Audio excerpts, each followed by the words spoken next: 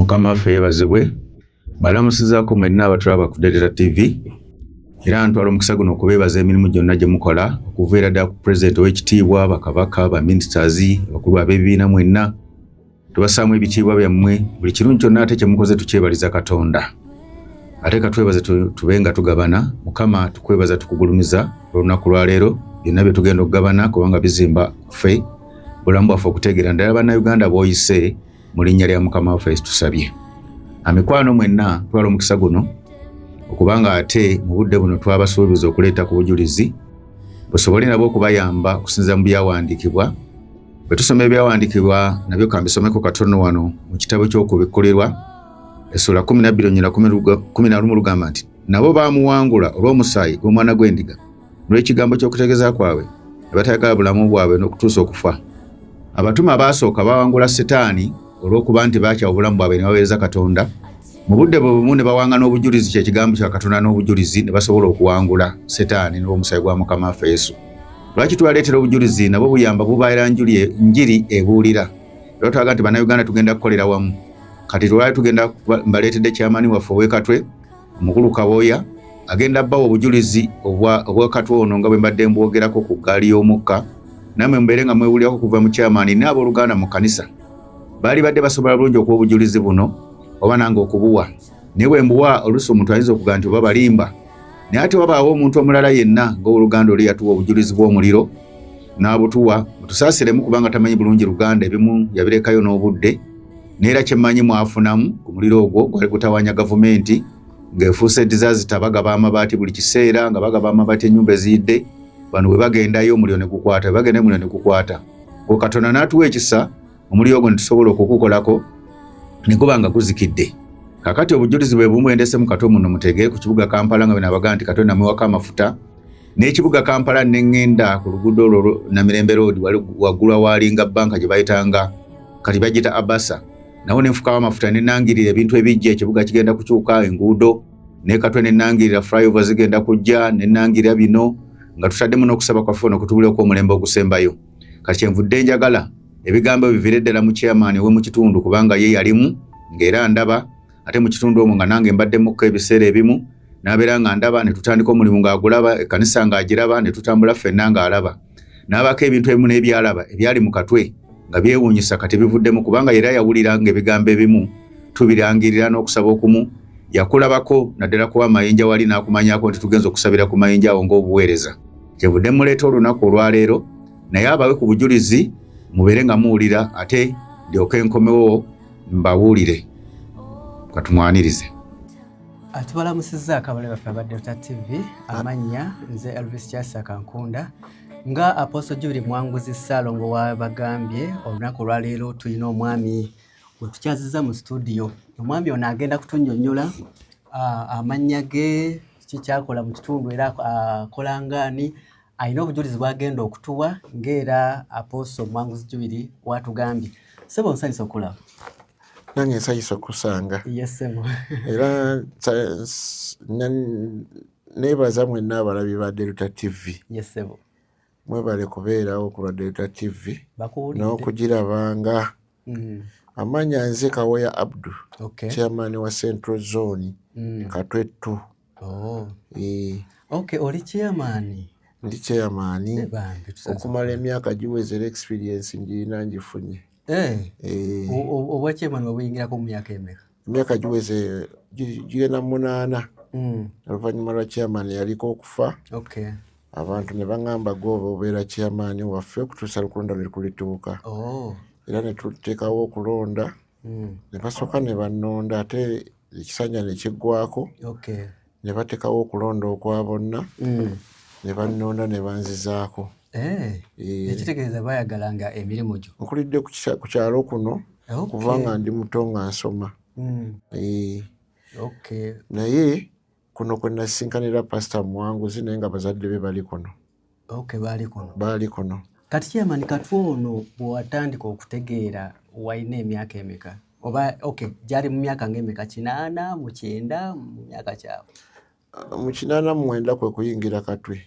89 wali otegeera bulungi nenzija nentandikira okusomera eno nga nvudde ewaffe eyo bayitayo Kasawo nenzija tandika okubeera wano ewasenga wange awo nga nsoma Kololo High awo bwe namalira emisomo gyange netandika emirimu gyange n'obwa chairman we wansangira abatuuze nga bandabye ku kyalo ne baŋŋamba nti gwe gwe twagala okuteekawo nga chairman. Balabye omusajja ow'empisa. Mu biseera ebyo we wajjira mu Katwe yali afaanana atya mu biseera ebyo? Katwe yali erinnya lyali lyafa. Nga bw'oyogera Katwe bagamba nti Katwe nga n'abamu teboogera nti bava Katwe. Ye kankusabe ku kirimi Katwe omanyi erinnya eryo kwe lyava? Erinnya saalimanya bulungi naye mpozi ngenze nkiwulira nti waliwo oba omuntu gwe baasalirawo omutwe ne bayita Katwe. Ekyabalabe baffe badde tebakimanyi. Ne bakiyita Katwe. Baasalirawo omutwe. Ne basalirawo omuntu omutwe ne bakiyita Katwe. Kati mu biseera ebyo yali afaanana atya? Katwe erinnya nze nayingirawo ng'erinnya lifu. Kubanga mu biseera by'entala waalingawo ababbi ddala nga naye bantu ba ku kyalo abamu bataka bazadde n'abaana bwe baatuuka ekiseera ne bavaawo n'abaana ne basikira omulimu kati nze ngenda okujja nga ate abaana bavaawo olwo naye nga Katwe mufu ddala. Awo mpozi ebiseera ebyagiraawo Museveni nga ze operation ne zifuuka operation obubbi obw'ekika ekyo kyali kiremesezza Katwe ne buvaawo. Kati ne tusigazaawo obubbi buno obuzze luno ku mulembe gw'amasimu. Bano abadiddemu bali abaasalanga ensawo. Kati guno obubbi obuliwo si bwa kusala nsawo. Obubbi obuliwo omwana ava waka ne bazadde be nga bakimanyiiko nti omwana owaffe agenda kukola gwa kunyaga amasimu na necklace. Ne bagenda mu kibuga ne banyaga amasimu n'aleeta olunaku lumu oba abbye essimu 3 afuna emitwalo gye nga 2-3 nekireeta n'abaana bamu okuva mu masomero nga bayingira obubbi. Era Katwe wamma namuwuliranga nga Katwe tosalayo. Katwe yali waabayaaye empulira yali omwalimu omuyaaye mungi. Kati nno tulwanya olutalo olw'okuzza Katwe erinnya lya Katwe. Mpozi awo omukisa ne gutukwata ntwafuna Pastor Mwanguzi najja naye n'atusabirako. Kati Pastor Mwanguzi nga tannajja chairman nawulirako Katwe nga bwe yali ghetto amayumba gaali gafaana gatya mu biseera ebyo? Amayumba gaalimu naye nga makadde gonna. Temwalimu nnyumba ya kalina n'emu. Nga naye ennyumba zisanga nga ziri ennyumba ez'omukyalo ebeera eno toilet n'ebeera eri nga ne bwekuba kupangisa ennyumba z'abapangisa nga ntono nnyo kuba abantu baali bakyali batono. Nga osanga okuva wano ku nnyumba okutuuka ku toilet nga bamerawo ne doodo. Nga toilet eri yeetooloddwa doodo. Naye enkulaakulana bwe yagenda ejja ne doodo ne bamusaawawo abalugwala bajjanga ne banoga doodo ne bamutwala mu kibuga ne batunda. Naye ebiseera enkulaakulana abantu batandika okuyingira ekibuga. Bonna ne wesanga bazimba amayumba g'abapangisa. Mu biseera ebyo ennyumba yalinga ya ssente mmeka? Ennyumba yalinga ku gumu kitundu. Room emu. Gumu kitundu. Nze ngenda okutandika okupangisa nga ennyumba eri ku mitwalo 2 kitundu. Naye nga ku mitwalo 2 kitundu bakubeerako amazzi n'amasannyalaze. Chairman, kati Gundi oluguudo olwo olwa railway lwaliwo mu biseera ebyo? Eggaali y'omukka yaliwo kuva dda. Yazimbibwa mu biseera byali bya dda. Ffe twagenda okujja mu kibuga wano nga tuli baana bato twagisangawo. Ng'era eggaali y'omukka eyo waliwo lwe yagiranga ne yeekwatawo ku luguudo olwo. Eba etambula n'eyimirira? N'eyimirira n'emalawo ennaku 2 oba 3 nga yeesibye nga tetambula. Neereekaanira awo n'ekuma ekikka n'agezaako gisimbula avuga. Kumpi okumala ennaku 3 nga abantu batugamba waliwo omuzimu ogugikwata. Kati omuzimu ogwo ate era gwe gumu gwakaabanga n'ekiro ne guwoowoola kiro kyonna nga gulinga omuntu gwe bakuba. Nga gulinga omuntu gwe bakuba oba omuntu gwe basala oba kiki bwe kityo. Ng'era abantu bayinza okukeera ku makya ne bagamba nti omuzimu gwakaabye ekiro kyonna. Naye ffe nga gye twalinga bato nga twebakakalamba mpozi bwe tukuzeeko tugenza okukula. Ate Pastor Mwanguzi najja n'agamba nti nsabira omuzimu ogwo sigwagala kuddamu gulaba wano nga guwoowoola. Kati gwo gwakaabanga bukabi naye tegwaleetanga buzibu ku bantu? Tewaaliwo buzibu. Okujjako eggaali y'omukka ye yeekwatirangawo. Ne bagamba nti eggaali y'omukka omuzimu gugikutte. Ogenda okulaba muvudde oba mu ttawuni oba ku ssomero nga mugireseewo ne mugisangawo n'enkya neesiibawo ate bwe kijja ne kigita yokka n'etambula n'evaawo gye batasindise kuba tuyinza kugamba nti nno onaasindika eggaali y'omukka. Brother Chairman, bw'oyogera ku muzimu ogwo n'eggaali y'omukka baŋŋambako nti waalingawo n'amayinja awo nga basamira amayinja w'eggali abasamize bano abasawo Abaganda bajjangawo ne beesiba obubugo ne basamira n'omulala akyaliwo bamuyita Nabbona awo gwe nasembayo okulaba Mzee wali abamuyita Nabbona yenna akaddiye omuto mweru katwe side ki kuba abalabe baddo wano oluva kulokota waawo we bazimbye oluguudo n'amayinja bagatemyeko naye sikiwa nti baali gatemyeko nga bikyaliwo naye pasita yagendawo n'asaba. Kati pasita ono omusinkana ajja atya mu Katwe omusinkana oti era yajja atya? Pasita tulabaganidde kuno bazadde be baali kuno nabalabako omukadde maama amuzaala ne mukadde mwami Kisenyi ne mama we namulabako ne bannyina abamu bafudde naye nga bonna nabalabako wano. Kati pasita yasooka n'abulamu awo oba ali ku misomo gye genda okulaba nga akomyewo nga pasita n'apangisa wali ewaffe ekitundu ne bazimbako kyaki z'abalokole nga bwe zimanyi ez'entandikwa mabaati mbaawo ne bapangisa naye abantu baffe abamu ne bagenda mu kyaki ze ne batandika okusabirayo. Awo we yagambira nti ngenda kusabira ekitundu kino kifune enkulaakulana n'alangirira njagala enguudo mu kitundu kino njagala amakalina njagala ekitundu kino kidde engulu. Emyaka tuli mu 2025 mwaka gwa oba 10 nga tunatera okuyingira 20 awo tuli 2025 20 awo 20 awo okudde emabega awo katono awo okudde emabega awo katono awo kubanga mulabidde ebbanga ddene wano. So kati n'alangirira mu kitundu n'alangirira ekitundu kino kigenda kubeera nga kifuna enkulaakulana enguudo zikolebwe ebizimbe bitimuke kifuuke ekibuga ekyaddala naye ku ssaawa zino kyo kikyuse era gye tulaga tulabayo. Kati kyakyuka kitya? Mwamulabako ng'asaba oba emirundi mingi tumulabye ng'asaba ng'alangirira nti Katwe njagala afune enkulaakulana n'okutuuka ogenda kulerwa we mbagambye nabalabako nze kennyini ng'asitudde ttiimu ye bagenda okusabira ki omuzimu ogwo naawe okumanyija nga basabirawo ebyo byonna okukyuka. Yakwata abagoberezi be ab'omu kanisa ne bagenda ku mayinja ne basabirawo ne ku leerwe ne basabirawo n'agamba omuzimu ogwo sigwagala kuddamu kukaabira wano. Naawe we basamirirawo wennyini ekifo gye twali tukitya sikiwa nti abo bakola oluguudo balitemyeko n'ejjinja awo gwali mukambwe nnyo omuzimu nga tegusalikako wali tewasobola kukwatibwa nako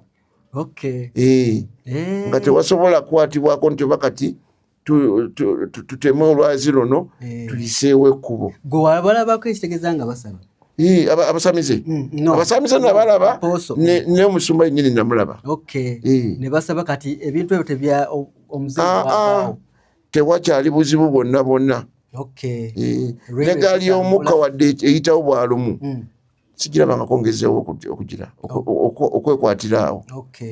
Chairman, gwe osoma ddiini ki? Nze ndi musajja musiraamu naye okuva mu buto manya ebyekivubuka bye batufa ku ddiini nali ndi musajja musaaze naye kati saawa zino ngenda ku muzikiti n'ensaala bulungi nnyo ensala zange naye nga musumba mulaba ku kyalo kuno tulabagana akola emirimu gye gyonna ngifollowing enewe kuba nze chairman nina okufollowinga buli kimu ekikolebwa ku kyalo emirimu gye gyonna ngimanyiiko.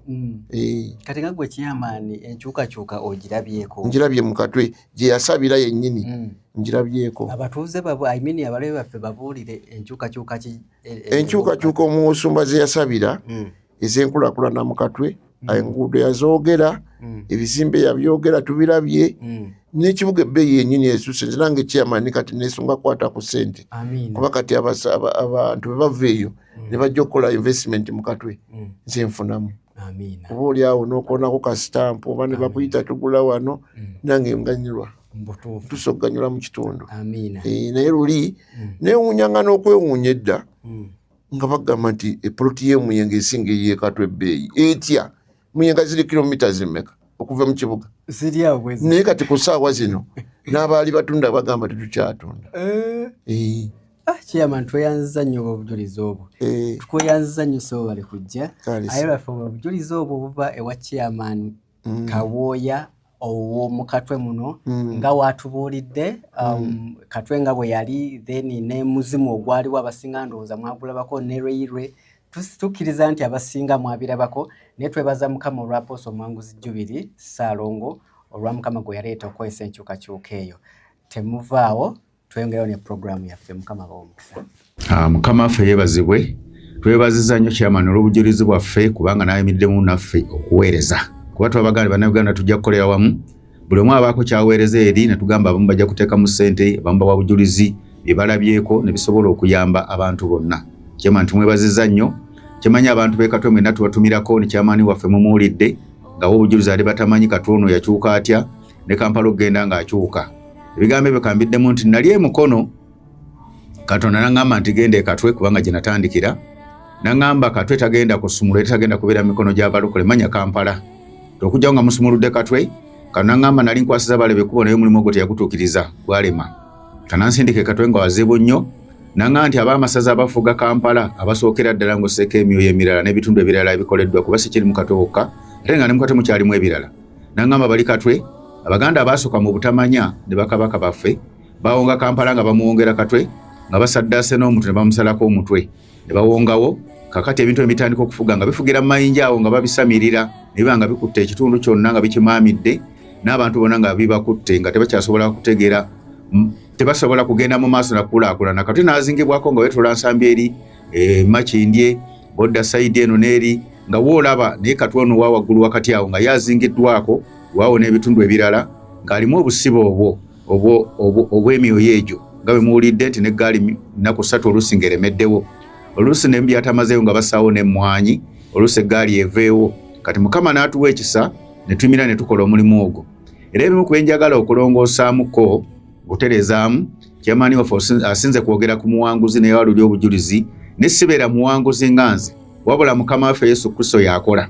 Ensonga emu ngirongosezaamu kitibwa kibeera kya Mukama waffe Yesu, ye yakola emirimu egyo n'agituukiza. Ffe tumira buyimirizi, ye n'atuukiriza ffe byatugambye okukola, ye n'aleeta obulokozi n'awonya.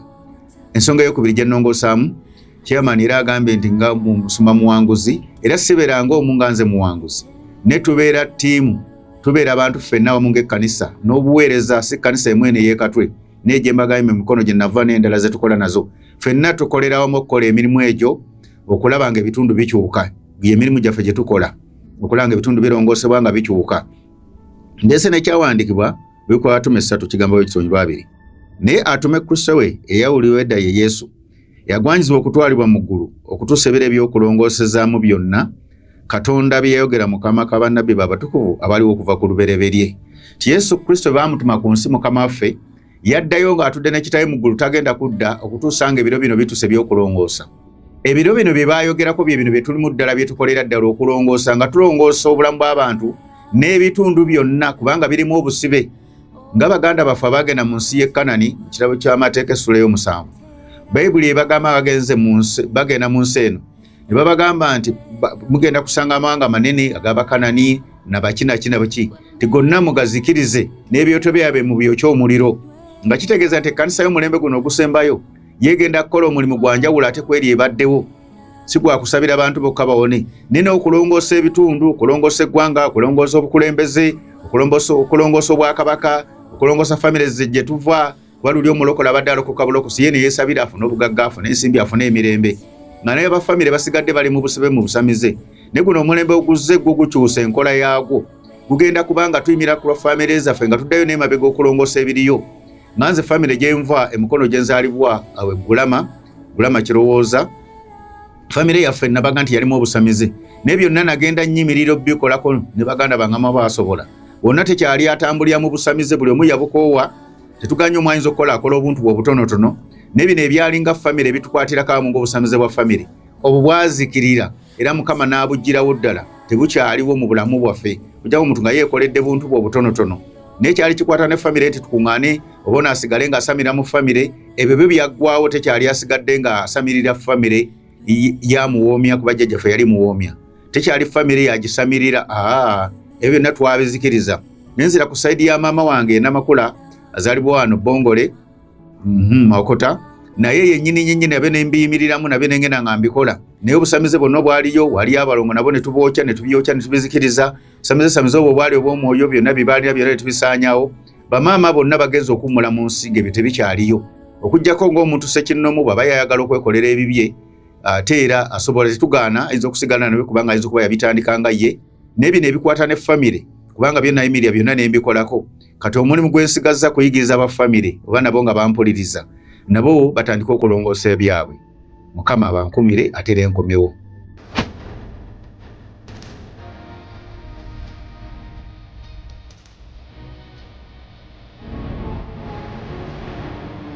Mikwano nkomyewo enjiri yaffe bwetuwulidde obujulizi obwo era lulina bannyonnyola nti omulembe bwe gujja kubaako omuntu eyayitibwa nenzija nga mbalaga ku mulembe gwa Nuuwa nenzija nga mbalaga ku mulembe nayogera mitonotono ku Dawudi nenjogera ku Eriya nenjogera ne ku Gideoni ti Mukama yabalonda okubaweereza nga nabo ebyawandiikibwa bibyalaga bulungi n'omulembe gwaffe ngenda gwogerako katono era nabagamba nti mu Luka Yokaana bagamba nti aliba mukulu ayiteza nti omuntu oyo Katonda yabaamu awudde mu banne omutika obuvunaanyizibwa obwo bakolere wamu mu linnya lya Mukama waffe Yesu. Bayibuli awamu ekyagamba nti aliba mukulu ate Solomoni yebaga nti musajja ali magezi teri amusinga magezi kati Katonda kyusa enkola ye ate ndowooza ye Ibulayimu kanaga nti yali mukwano gwe nnyo ate Musa naga yali musajja mwetowaze muwulize nnyo mu bantu bonna Katonda kyusa engeri ebigambo gy'abyogeramu naye abayogera ku muntu gw'alonze naye ate ku mulembe gwaffe Yesaya 19 naye erina bwetulaga mu lunyiri luno olwabiri egamba nti eriba kasokeno lwo 19 ku lunaku liwaliba ekyoto eri Mukama wakati mu nsi y'e Misiri n'empagi eriba ku nsalo yayo eri Mukama nga Katonda yategeka mu Afirika mu Uganda yaffe eno gye yakozesa Misiri n'agamba nga ffe tulinaanye ennyanja eri okulinana nga esigalayo ng'esigaddeyo Kenya tibaliwawo empagi n'ekyoto ntuga nti empagi n'ekyoto yeffe Mukama ayagala tukwataganire wamu tukolere wamu nga mwalabe twaniriza bannaffe bawa obujulizi n'erosi wadde si mulokole nakkiriza okuwa obujulizi kubanga naye abaako kyayigiriza eri abantu ng'ayagala twegatte tukolere wamu n'agamba agenda kubawo empagi kwe kubeera obumu n'ekyoto okukolera awamu n'okusaba okwawamu okutambulira awamu n'agamba eriba akabonero omujulirwa eri Mukama ow'eggye wakati mu nsi y'e Misiri kubanga balikaabira Mukama olw'omujozi naye alibaweereza omukuumi naye alibalokola ne bagamba nti abantu mu kukaaba ennyo mu Afirika ne Uganda n'abaatusooka kano yali alina okuteekawo omukuumi omulokozi ne tugamba nti omukuumi omulokozi abatajjawo kifo kya Yesu tumutwala Saabalokozi Bulembe abeerawo omukuumi ono oba omulokozi Katonda bamukwasiza obuvunaanyizibwa kubanga ne Yoswa erinnya litegeeza mulokozi ne Gideoni bamugamba nti yono ye mulokozi agenda okulokola abantu kiba tekijjeewo Mukama waffe Yesu nange Katonda nankwasa obuvunaanyizibwa buno bwenkyatambuza mu mulembe guno mu bulamu bwange ng'omukuumi era omulokozi okulabanga nfaayo okulabanga buli kimu Mukama kyatuwa okuyiga tukitambuliramu nga bwe kiri tukola mpola okukuuma omulembe nga bwe Nuuwa bwe yakumanga eryato guno omuti n'agugaana ng'oguleese era oyinza okwesanga abantu abamu be tubadde nabo oluusi badde baleeta enkola endala oba enjigiriza endala ne bagamba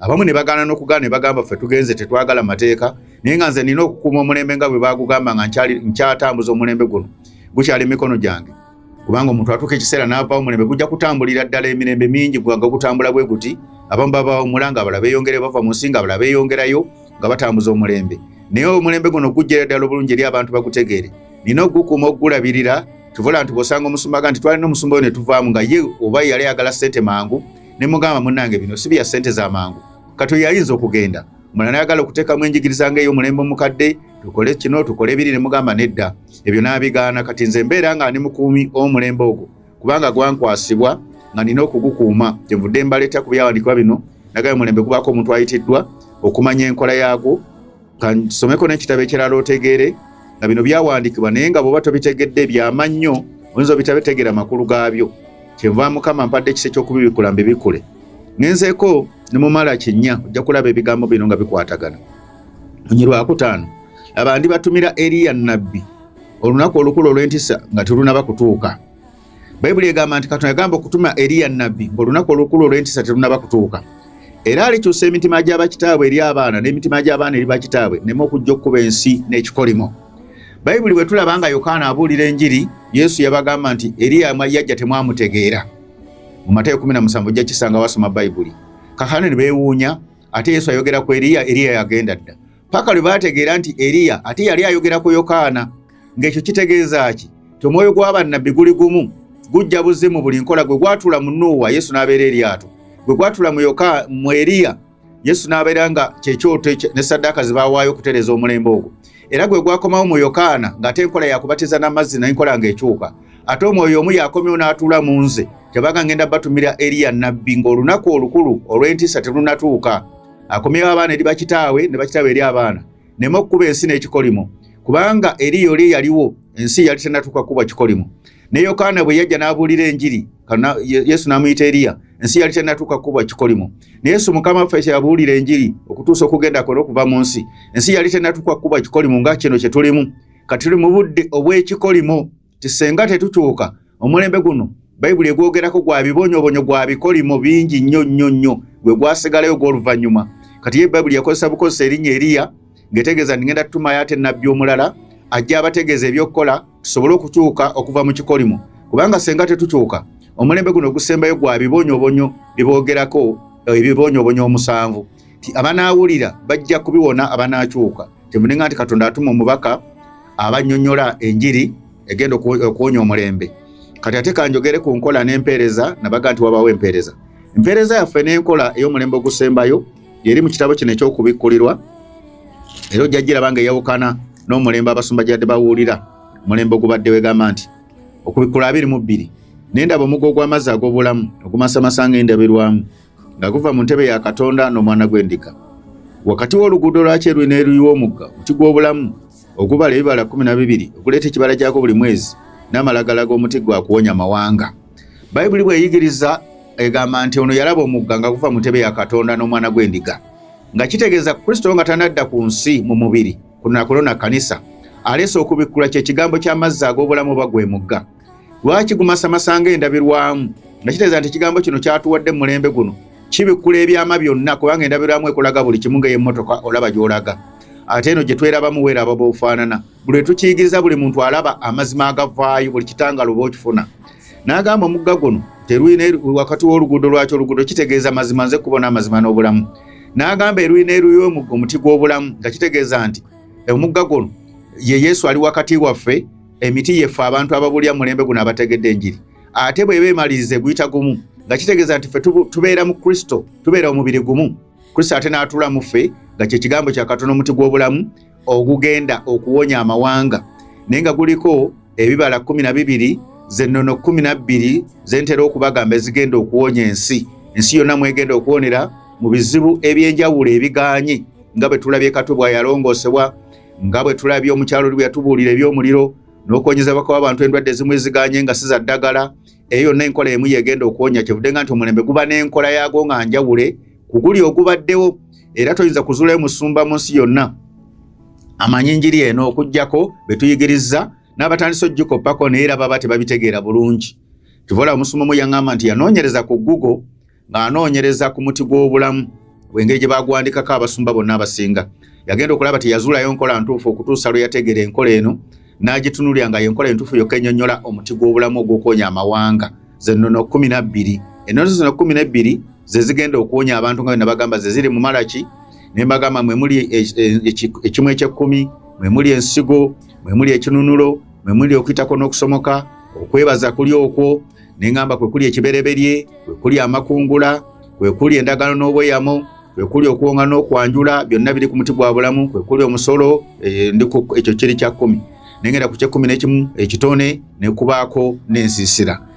Ebibala ebyo bayita 12 oba z'ennono 12, awamu Bayibuli eyita bisumuzo 12, awamu ebiyita byakulwanyisa by'entalo eby'amaanyi bitamanyi kumenya 12, awamu eriyita ddagala ebikolo 12, awamu ebiyita miryango 12 oba misingi 12.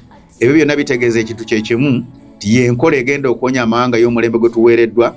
Kivudde tubalaga nti wabaawo ayitiddwa ajja n'enkola ng'oli bwe yajja n'eryato, ate ne wabaawo n'embeera enonyeza ensonga eyo n'endagaano. Kati era nkyayongera okunnyonnyola ku muti guno ogw'obulamu gugenda tulongoosa mu Malaki wokanjogerawo katono ebibala bene n'abasibituuseeko kubanga Bayibuli eganti mubbe ebimu byange eby'ekkumi n'ebiweebwayo naye nga abantu tebamanyi nti biri 12 birina amakulu ag'enjawulo n'amaanyi ag'enjawulo. Era mu ndagaano enkadde Bayibuli eyita amayinja ag'omuwendo agazimbibwa Isaaya egaa nti bw'oba owonya osukundibwa ngenda kuzimba n'amayinja ag'omuwendo. Ate mu ndagaano empya mu kubikula 21 onyirwa 21 nalwo lugayita amayinja ag'omuwendo ne lwogera nti buli jjinja liri ku mulyango gumu. Kati Malaki yeeyogera bweti ng'ennyonnyola enkola eno era yeemu gyetegeeza egamba nti laba ntuma omubaka wange naye alirongose ekkubo mu maaso gange. Era Mukama gwe munoonya alijja mu yeekaalu ye nga temumanyiridde n'omubaka w'endagaano musanyukira alaba ajja bw'ayogera Mukama w'eggye. Baali bategeeza nti wano Kristo baatuma Yokaana alongoseze ekkubo Mukama waffe Yesu. Mukama waffe Yesu n'ajja n'atufiirira nga ye mubaka w'endagaano empya. Ate amakulu amalanga gategeeza nti Katonda agenda kutuma nze nnongose ekkubo lye ate akome mu nkola y'omuti gw'obulamu ate era afuga ensi. Ye wano olunnyo oluddako olwokubiri ti ani ayinza okugumiikiriza olunaku lw'okujja kwe? Ani alinimirira bw'alirabika? Kubanga alinga omuliro gw'oyo alongosa ffeeza ne sabbuuni w'omwozi. Alitulanga oyo alongosa ffeeza n'agimalamu amasengere. Aliongosa batabani ba Levi abasengejenga ffeeza ne zaabu balyoke baweeyo mu butuukirivu. Awo ekiweebwa kya Yuda ne Yerusaalemi kiddemu kisanyuse Mukama ng'ennaku ez'edda nga myaka egyayitawo. Tenkola eno ekomewo ng'emyaka egyayitawo yeekomyewo gye nkugambyeko mu Isaaya. Ekolenga bwe yakolanga mu Isirayiri nga Yuda kitegeeza bukulembeze, Yerusaalemi kitegeeza kubeera awamu. N'agamba ate n'Abaleevi okuddayo okubeera mu mazima. Naye nga yenkola egenda okulongosa ekkanisa ng'eringa ffeeza eyisibwa mu muliro ng'abantu bakola mpola mpola naye nga balongosa obulamu bwabwe obw'ensi n'obw'abantu ba bulijjo, obw'ekkanisa n'abantu ba bulijjo. Kubanga bwe twebaliza Katwe n'avaamu ebintu ebyo, n'ababbi abamu abaali bali mu Katwe baakyuka ne bavaamu, abamu ne balokoka, abamu ne bagenda bafuna emirimu, abamu tebakyakola ffujjo bweriti wadde obulala bukyalimu obutonotono kubanga ebikoleddwa tekiba kye kimu eby'emizizo ebirongoosebwa. Oba endagaano za Sitaani ezaakolebwa teba ndagaano emu, tebolaba tugenda tulongoosa mpola. N'agamba kakati omulembe guno gwa kulongoosa. Olw'okutta ne lugamba nti ndisemberera okusala omusango, ndiba mujjulirwa mwangu eri abalogo kubanga baali bakozemu eddogo, abenzi, abalayira obulimba, ababbi n'abalala bwe batyo. Nga enkola eno yakusala misango gya mirundi 2. Ogusooka bwe tuyimira mu kituli kya Kato wadde si ffe twabikola tugamba nti Mukama tuzze mu kituli okuyimirira nga twenenya ku lwabo abaakola kino by'otuvunaana. Katonda ayimirira n'atulagira eby'okukola n'asala omusango nanga nti katwenje sonyiye ne Kampala ngijjeko ekikolimo ekimu ng'oggyeko ebirala ebikyaliwo, ekyo n'akisonyiwa n'akijjawo, abantu ne bawonyezebwa, ebitundu ne bikyuka naffe ne tuwonyezebwa. Ate omusango omulala gwe gwanga ogw'omu oba nga nze naguzza bannayiwa musaayi batatange yasamira kati ogwo gubeera gwa mu nnyumba mbasimira mu kituli ku lw'abalala. Nzija ne ŋŋamba mu maaso ga Katonda ne ŋŋamba Mukama nzize twayiwa omusaayi twasamira n'ambikkulira nti kozesaako ennono 3 oba kozesaako ensigo okozeseeko ekibereberye okozeseeko n'okwebaza n'okusiiba. Bwe tukuzikozesa ennono ezo bassebo ne bannyabo baba n'ey'okwebaza ng'omukyalo oli bamugamba okwebaza gwe mwawulira mu bujjulizo bwasooka, kitegeeza nga Katonda asonyiwa famire eyo ng'ajjawo ebikolimo ebyo nga bituvaako. Kati gwampuliriza naawe mmanyi nti olina ebikolimo bingi ebikuliko, biri ku makanisa, biri ku basumba, biri ku bakulembeze, biri ku bulamu bwaffe. Tukyasobolera dda mu bitundu, tukyasobolera ddala bulungi obikyusa ensi n'etereera kubanga ekyo Mukama waffe kyayagala. Mbabuulidde ku nkola nayo njogedde, ngenze ku mbeera nayo ngenda kugyogerako nti Katonda ateekawo embeera mu mulembe ogwo naye eyambako okukyusa omulembe, y'emu ku biyamba okukyusa omulembe. Embeera eno eri mu kubikula 18 ogera giraba ya bibonyobonyo byotolooza nti bigenda kuvaawo kujja nga tukyuse. Olunyi lwa 14 luga nti nempulira eddoboozi nga liva mu ggulu nga lyogera nti mukifulumemu abantu bange muleme okussa ekimu n'ebibi bye, muleme okuweebwa ku bibonyobonyo ebye kubanga ebibye bituuse mu ggulu ne Katonda ajjukidde ebyonono bye. Mumusasule nga ye bwe yabasasula, mwongereko emirundi 2 mu bikolwa bye, mu kikombe mwe yatabulira mu mutabulire emirundi 2. Bayibuli eyogera ku bibonyobonyo bino ne mu kubikula 15 eyogera bweti naye ndaba akabonero akalala mu ggulu akanene ak'ekitabo bamalayika 7 nga balina ebibonyobonyo 7 eby'enkomerero kubanga ebyo obusungu bwa Katonda mwe bituukirira. Ebimu ku bigenda okuyamba tuukiriza omulembe guno bibonyobonyo. Buli anaawulira nga ebibonyobonyo bimulumbye mu maka ge okusinza bye yakola oba pulezidenti oba kabaka oba nze oba ani ng'alaba bimulemeddeko ng'ate obulamu bukyaliwo ajja kukkiriza enkola eno. Buli musumba analaba nga ebibonyobonyo bizze mu kkanisa bizze mu bulamu bwe oba mu bizinensi y'omuntu yenna ng'alaba embeera eyongedde nga bwe tulaba Bannayuganda, buli omu alaba embeera eyongeramu bwongezi, buli omu alaba embeera yeeyongera bweyongezi ng'akkiriza enkola eno egenda okuggyawo ebibonyobonyo kubanga bigenda kuyambako okutuukiriza omulimu gwa Katonda biyamba bitya bigonza abantu ne bakyukira Katonda abala ne bibasaanyawo abaganye oba bizinesi abwe ne zisaanawo ne bakakkana wansi oba bufuzi bwabwe ne busaanirawo ddala ne bugendera ddala ne busaanawo bassebo ne bannyabo mu linnya lya Mukama waffe Yesu. Lwaki mbalaga ebigambo ne byakuyigirako waliwo kyenzijjukidde omwe yanzijjukizza bagambye ku nkola ekyusa omulembe kati kambayo ekyokulabirako n'ebyesimbayo ekyokulabirako. President Museveni bwe yajja okukyusa omulembe ye ogw'eggwanga Uganda enkola yali yakulwana kubeera mu nsiko na mmundu. Ate Bobi Wine bwazze Katonda banaaba gwayagala nga President ajeemye naye ng'obudde bwe butuuse enkola gy'aleese ate endala bagiyita simanyi ba fuutu soja simanyi zimba eggaali kane Museveni yennyini tagitegeera bulungi emutabula si ya mundu nga ziri zeze yakozesa kubanga enkola nkugambye nti ebajje nga yo ndala ekyuseemu ekutabula gwe abadde n'endowooza eri y'emmundu gerokola emmundu size zikola tezikyasobola abantu baga tuzimba ggaali simanyi fuutu soja kati ne bakusobera genda okulaba nga bazimbye n'ekizimbe ofiisi bazizimbye nga gwe yasooka tozimba ngawo n'ofiisi genda okulaba nga n'endala bagiguddewo ne weewuunya nti enkola eba ekyuse mbaleetedde muyigire ku byensi bassebo ne bannyabo ate muyige n'ebyeggulu bye mbayigiriza ti enkola zigenda zikyuka bassebo ne bannyabo. Kakati n'oyo bw'abanga Katonda gw'anaaba ayagadde okukyusa omulembe ng'onaaganye waliwo waganye okuba okutegeera n'okukakkana maaso ga Katonda nabo basobola okukyusa bwe bato ne weewuunya nga n'abasirikale boolaba nabo enkola bagigoberedde nabo ne beewaayo wataba abasirikale boolaba omanyize ntera okuwogera amazima waliwo bye mba mmanyi mu kyama Katonda byandaga tebalina budde kukyuka n'akatono. Olabira wano ku Buganda bwe bagenda simanyibwa ku Lwakabaka togende Bugerere bagende Bugerere sikalamu baga nti ffe twali tulinda bulinzi mulumbe wano mu kibuga ffe tutandika okukuba bo beetegefu balinda dda tuvola nti Katonda atulekeddewo kisa ne President amulekeddewo kisa teweeyinula nnyo n'oganda eyinula ku basirikale nabo bangu bakukyuka nga Katonda bakyusiza ne bakolamu ekirala. Kakati olina kukyuka na kukakkana wansi nkusaamu ekitiibwa tulabe nga tutayisa tulabe nga tukwatagana tulabe nga eggwanga litambulira wamu. Ngenda kumaliriza ate n'empeta nayo njogedde ku mbeera kati ntuse ku mpeta. Isaya 19 kanzireyo uli ekigambo kino nga njogera ku mpeta tuwabaawo endagaano Katonda abeera wa ndagaano. Olunyiriri olwabiri lugamba bwe luti manya olwabiri mu olumu era banyimanya Mukama ku lunaku luli weewo balisinza ne saddaaka n'ekitone balyamu obweyamo eri Mukama bali butuukiriza. Katonda n'agamba nti omulembe gwaffe gugenda kuba gwa bweyamu ba ndagaano abanaaweereza mulembe guno teri mulembe guweereza nga si gwa ndagaano. Kati ffe tuweereza ku ndagaano nga Katonda tugende tujja kukuweereza obudde bwaffe bw'onotuwa mu nsi eno okuweereza tujja kukuweereza n'omutima gwaffe gwonna kyemubaga naffe tuweereza ku ndagaano. Waliwo endagaano yawandiikibwako wano nga tujja kukolera ku ndagaano ya Katonda so si birala ng'omuntu bw'ayagala tuvola balemererwa endagaano gye tutambuliramu genda okulaba nga atuvuddeko. Embeera bwe neemutuseeyo n'ategeera amazima ate asobola okudda oba si wakuzikirira ate ne tuddamu ne tukwatagana ne tukola kubanga yo Bayibuli egamba nti munno bw'ayonoona oba n'agenda n'akomawo ne yeenenya bwe yeenenya amazima nga ate tumusembeza nga tugenda mu maaso. Kati empeereza y'omulembe guno nayo ya ndagaano era naffe ffennyini twakola endagaano ya Mukama nti ffe tugenda kukuweereza ebirala gojjo bikola tuvolaba ebintu ebimu Katonda atunyweza kubanga endagaano etegeeza ki? Endagaano yebanga ennyingo y'ekikajja ebeera wakati ekaluba zino baziyita nnyingo ate n'eri bagiyita nnyingo.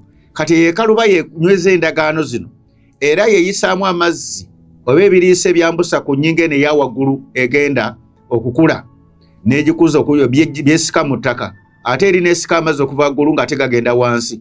Kati endagaano eyo agava waggulu ate eri esika agava wansi yenyweza abantu. Bayibuli ega nti babiri batambula batya nga tebalagaanye.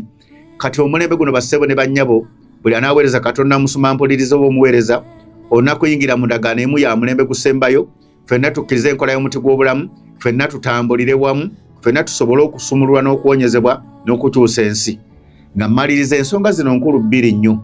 Omulembe gwaffe gwawukanye n'oguno ogubaddewo guno ŋŋambye gubadde gwa kusabira abantu mwone mujjafuna emmotoka mujjafuna bino naye guno gulimu okusabira abantu n'obabuulira enjiri bassebo ne bannyabo ate gubeemu n'okulongoosa ebintu byonna era ne gugatta ensonga bbiri endala.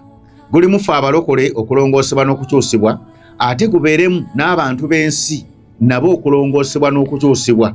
Gwawukanye luguli abantu babadde bali ku balokole bokka ebasabira n'ensi nga babasabira ayagala okwaze nga nakyeyeetaaga naye nga teri kubayigiriza kutegeera nkola kyegenda kutulongoosa ffenna tutambule nga tutambulire Katonda. kati kansome ekyawandiikibwa kimu nakyo kiwulire Peetero 3 owulire nga kyogera olunyi lwa 13 bwe tusujje kino kigamba bwe kiti 3 ekyokubiri nakyo kankisome olunyiriri lwa 3 lwe ngenda okusoma lwokka mmalirize manya la 13 egamba nti naye tusuubira nga bwe yasuubiza eggulu erijja n'ensi empya obutuukirivu mwe butuula. Ensi empya kitegeeza abantu ba bulijjo ab'ensi nga nabo tujja ebintu ebiri mu kitundu ebibadde bibakutte okutambula obubi oba nabo bayige batwegatteko nabo bejjeko ebyo ebibi ebibabaddeko ebibasiba ebitundu bisumululwe n'eggwanga lisumululwe obufuzi busumululwe obwakabaka busumululwe ekkanisa esumululwe nga n'ensi esumululwa famire zisumululwe kyovudde ngamba nti empeereza y'omulembe guno ndala si ye guli guno gwo mulala guzingiramu ebitundu guzingiramu bizinensi guzingiramu ebintu bya bulijjo byonna okubirongoosa n'abantu okukyuka lyeggulu erijja ekkanisa empya y'omulembe gusembayo n'ensi empya be bantu ba bulijjo nga nabo bakyuse bawonyezeddwa. Kambasabire Kitange omulungi nkwebaza lwabo abawulidde enjiri era bakkiriza abanaakyuka bawe omukisa batwegatteko Mukama bankumire.